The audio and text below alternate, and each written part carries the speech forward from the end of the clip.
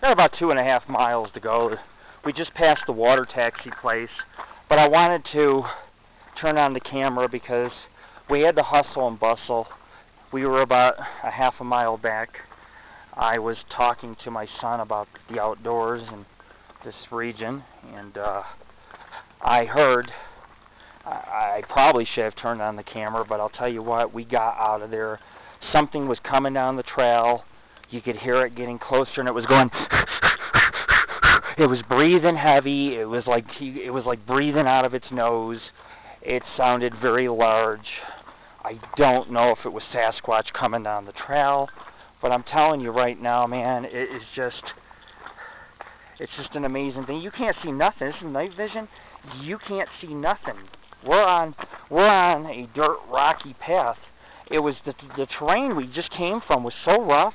There were switchback trails, drop-offs like hills, and we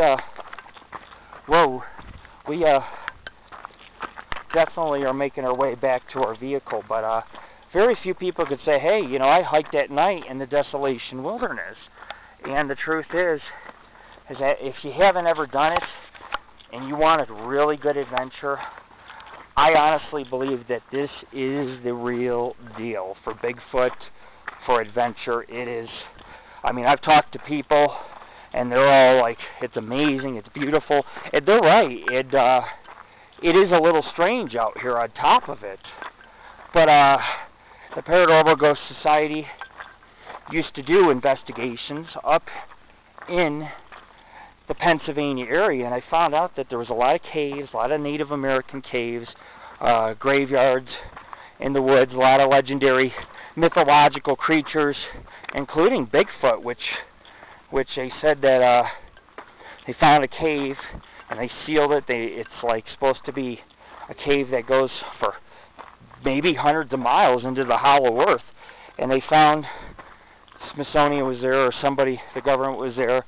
They shot a bunch of things, took out giant stone tables out of the place, giant stone chairs, and it might be 7 levels deep in the Smithsonian. I don't know, but you know, there are, as opposed to east and west, the Bigfoot are entirely different species almost.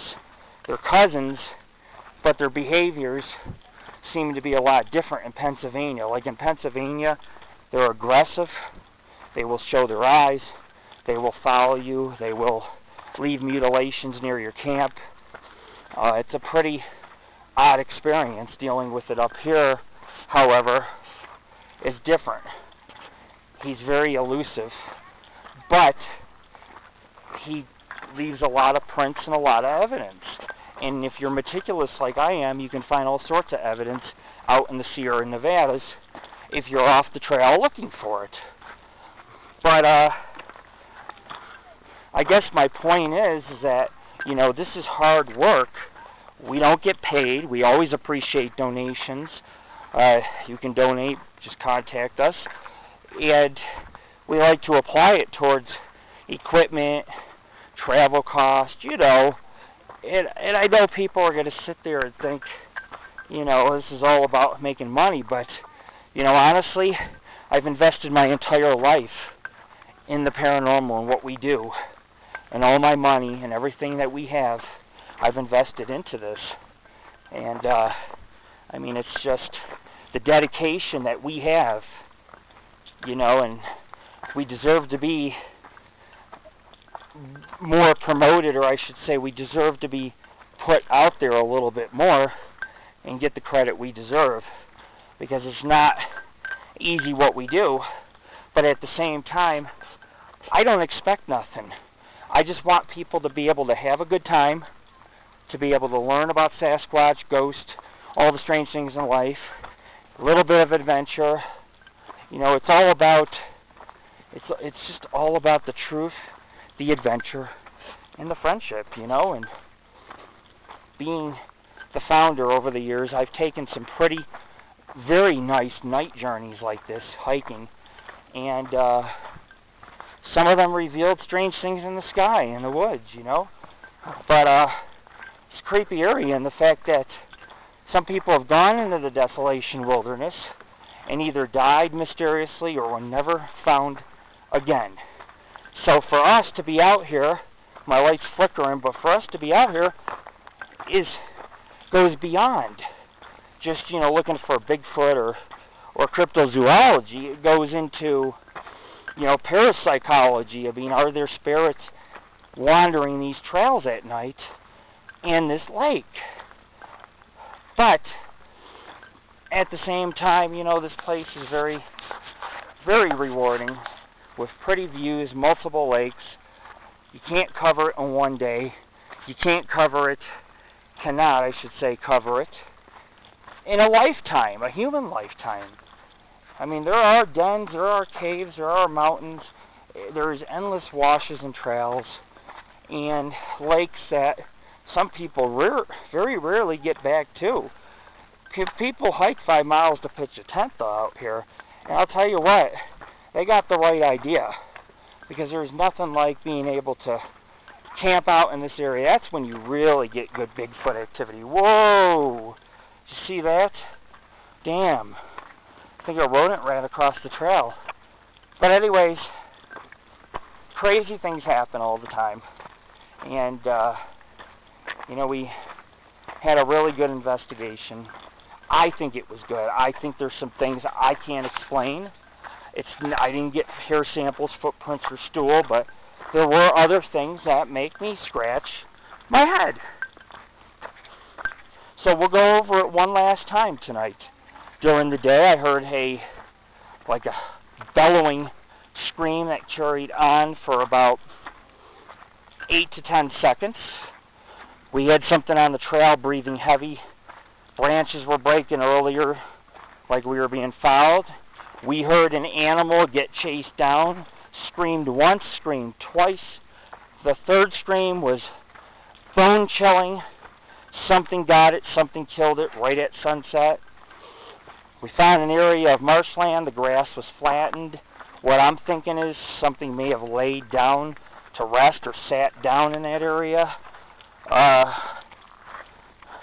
There's just been some things, like being fouled for a little bit. Of course, it's peaceful now because we're getting into the residential area or the camp where people have cabins, summer homes, and they actually stay here, But for the summer, in the winter, when there's 10 feet of snow, it's, you can't, the lake freezes and you can't take it to the docks or the parking lot where the chalet was. But, I have to say there's some wonderful horse dung. So people do ride horses back here. Beautiful spot to horseback ride. And, we have some people in Vegas who are against me moving here, but I think you guys are the ones missing out, man. I mean, with scenery like this and nice cool forest on a summer night, and, it's the best gift you could possibly receive. And I'm a man that appreciates Mother Earth. I appreciate nature, and that is why I come out in it, to value what our planet's about, and the fact of that we have beautiful glacier lakes practically moments from where I live, and it's an honor to be able to experience this. I mean, photograph it, and you can sit here and you can still look for the strange, and you can still bring your children out, and they can come on out and they can help you too, man. And it's funny because Jarrod is one of the best hikers. I've had adults on my teams for years, and he's better than all the adults I've had. And he follows directions, and because he follows directions, these hikes are extremely successful. I mean, we actually find strange things. We actually get some good pictures because we come up with ideas of where to go, what to do. We got a small drop-off right here. See the edge? You can see the edge right there. About a 7-foot fall. But a lot of rocks. We're going in between a lot of granite rocks and stuff. And it really is an odd type of trail, the way it goes up and down and hits solid rock and then dirt. And I mean, this is a real trail. And I know all of us are very tired tonight. I mean, you're going to work hard at what we do. But it has its rewards. It has its rewards. And being a New Yorker, I'm a New Yorker. I am a person that is very motivated and adamant about seeking out my goals. And my goal today was to hike the 5 miles to get back to the lake of Lost Woods Lake. They call it Lost Woods Lake because it's a decent hike. I'm losing my light right now. This is unbelievable how you can buy a $40 light, a $50 light, and it starts to conk out on you, man. Alright, I'm running out of light. It's conking on me. But anyways, yeah, I'm just gonna have to shake it when it goes off, man. But we want to thank everybody for watching our videos. I mean, you know, I like to get out there. I like to meet people. I like to talk with them, and that's what this is really about tonight. Is that I can take you on a dark forest, and I can talk to you as viewers and as people who believe in the unknown, people who appreciate these outdoor places that we go. You know, it's one of these things. It's just, it's very amazing. We're almost back at the vehicle, and you know, we have proof that we did the hike, and that's the great thing, is that, you know, when you see other paranormal groups, you might see a picture on their site, you may see a quick video of a piece of dust moving around the room, with no, you know, it's obviously, or a reflection in the mirror, that's a ghost. But what you don't see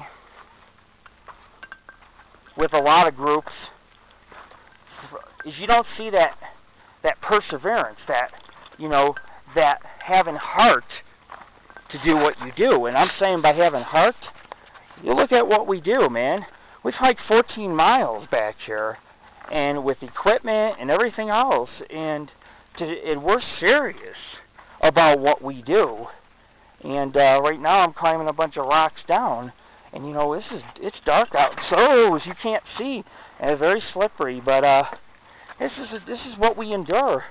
You know, being a paranormal investigator, you tend to have to deal. If you're a true paranormal investigator, you will not be biased in your work. You will go out. You will do cemeteries, woods, abandoned houses, asylums, islands. You name it, you're going to do it, and we do it. And when other people look at us, you know, we have videos, we have pictures, we prove that we are out there working hard, and that's all that matters. Whether we find anything or we don't, you know, we're self-produced. We're not like Sci-Fi Channel. You know, you hear about the fraud of ghost hunters, and you're thinking, but man, these guys stay in one building. They got camera crews. They probably got hot coffee. We don't have that luxury. You know, we're self-funded. All our money goes into it ourselves. Whoa, whoa, whoa, whoa, whoa. I heard something up there. All the money goes to our group. You know, we don't get a lot of donations. We provide a free show, a lot of free services, and we sit here and we hike 14 miles. And you look at somewhere like Ghost Hunters, you're never going to catch a camera following them 14 miles in the woods, you know, looking for some ghost at a cabin or Bigfoot himself. And people call themselves paranormal groups. But as a paranormal investigator, you will but you will contend with everything.